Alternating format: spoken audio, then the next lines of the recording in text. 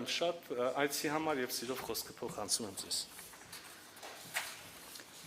Monsieur le ministre Ararat, merci pour votre accueil. Mesdames et messieurs les députés et sénateurs, merci pour votre présence avec moi aujourd'hui. Mesdames et messieurs, chers amis arméniens, tout à l'heure, alors que nous annonçons notre descente sur Erevan sous le regard du Առաջ երբ իջնում էինք Երևան Արարատի հայացքի ներքո մտածում էի, որ ժամանակն է սիրելի Արարատ պատասխանել ձեր հրավերին եւ այցելել Երևան եւ մեծ ուրախությամբ եմ ես այստեղ գտնվում, սա իմ առաջին այցն է։ Ուրախություն, որը նաեւ հուզումնալից է, որովհետեւ այս տարի նշում ենք հայոց ցեղասպանության 110-րդ տարելիցը, բայց նաեւ հպարտությամբ լեցուն ուրախություն, քանի որ մեր երկու երկրների հարաբերությունները երբեք այսքան ինտենսիվ եւ վստահելի չեն եղել, որովհետեւ բարեկամությունը կապում է վաղուց Մյա բարեկամություն է մեզ կապում, արմատավորված անցյալում եւ հավատարմության մեջ։ Հավատարմություն նախ մեր համատեղ պատմությանը, ահա ինչու ես շատ հուզված եմ, որ քիչ հետո մասնակցելու եմ ծովական Լուի Դարտիժ Դյուֆուրնեի հարգանքի տուրքին, որը 1915 թվականին մասնակցել է Մուսալերան 4000 դիմադրողների փրկությանը։ Հավատարմություն նաեւ Ցավի պահերին, ողբերգության պահերին, ահա ինչու Ֆրանսիան շարունակում է մնալ Լեռնային Ղարաբաղից տեղահանվածների կողքին, բայց նաև Հայաստանի կողքին։ Երբ խոսում եմ Ֆրանսիայի մասին, ես խոսում եմ նաև պատգամավորների մասին, որոնցից 7-ը այսօր ինձ հետ են եւ քանի որ պարլամենտական դիվանագիտությունը եւս շատ կարեւոր է մեր երկկողմանի հարաբերություններում։ Ես մտածում եմ նաև համայնքների մասին եւ քաղաքացիական հասարակության, ինչպես նաև Սփյուռքի մասին, որոնք բոլորը մոբիլիզացվում են հանուն Հայաստանի, նրանք մեզ զգոն են պահում, նրանք մեզ ուղղորդում են եւ աջակցում են, ուստի շնորհակալություն եմ հայտնում նրանց։ Ես եկել եմ Հայաստանում եւս մեկ անգամ նշելու Ֆրանսիայի աջակցություն, որը Հանրապետության նախագահը ցանկացել է, որ լինի կայուն, ամբողջական եւ անխախտ։ Նախ եւ առաջ աջակցություն խաղաղության համաձայնագրին, որը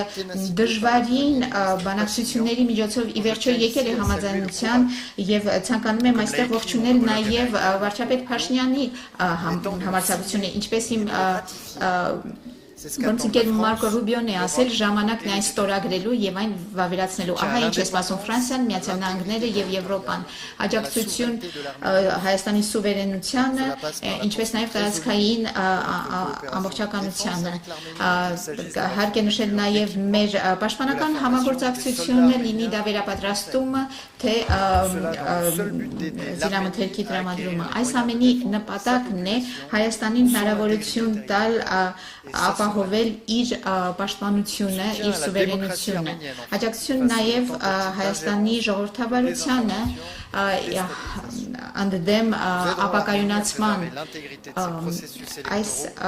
նաև մեր նպատակն է Հայաստանին աջակցել իր դեմոկրատական մոդելը ամրապնդելու համար։ Վարչապետի եւ ձեզ հետ սիրելի Արարատ, մեզ համար կարևոր է մեր համագործակցության մասին խոսել։ Քիչ առաջ մտադրությունների հռչակագիր ստորագրեցինք մեր երկու նախարարությունների համագործակցության վերաբերյալ։ Միասին նախապատրաստում ենք նաև ապագա օրակարգը օկիանոսների գագաթաժողովը, որը տեղի կունենա Նիսում հունիսի 9-ին, COP17 կենսաբազմազանության մասին, որը մյուս տարի տեղի կունենա Հայաստանում, ֆրանկոֆոնիայի խաղերը, որ 2027 թվականին տեղի կունենան Հայաստանում, որոնց հետ եւ Հայաստանի հետ պատրաստ ենք կիսել մեր փորձառությունը, եւ մենք ցանկանում ենք, որ Հայաստանը հյուրընկալի եվրոպական քաղաքական համայնքի 8-րդ գագաթաժողովը, որը հնարավոր դարձավ շնորհիվ նաեւ Հայաստանի եւ Ադրբեջանի իշխանությունների համաձայնության։ Կարևոր է նաեւ նշել, որ Հայաստանը Ֆրանսիային է, ֆրանսիական Իբեմիա ընկերությանն է վստահել կենսաչափական անձնագրերի թողարկումը, սա վստահության նշան է եւ այս վստահությունը փոխադարձ է։ Ես ցանկանում եմ ձեզ հայտնել, որ ֆրանսիական զարգացման գործակալությունը արդեն 26 միլիոն Եվրոպայի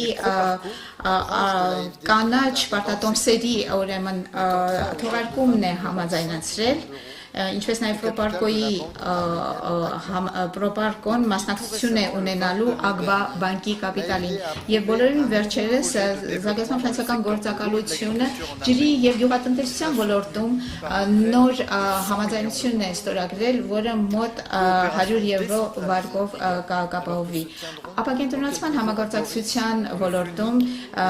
շուտով Գորիսում, Սյունիքում ապակենտրոնացած համագործակցության կոնֆերանսը շուտով տեղի կունենա 5-րդ,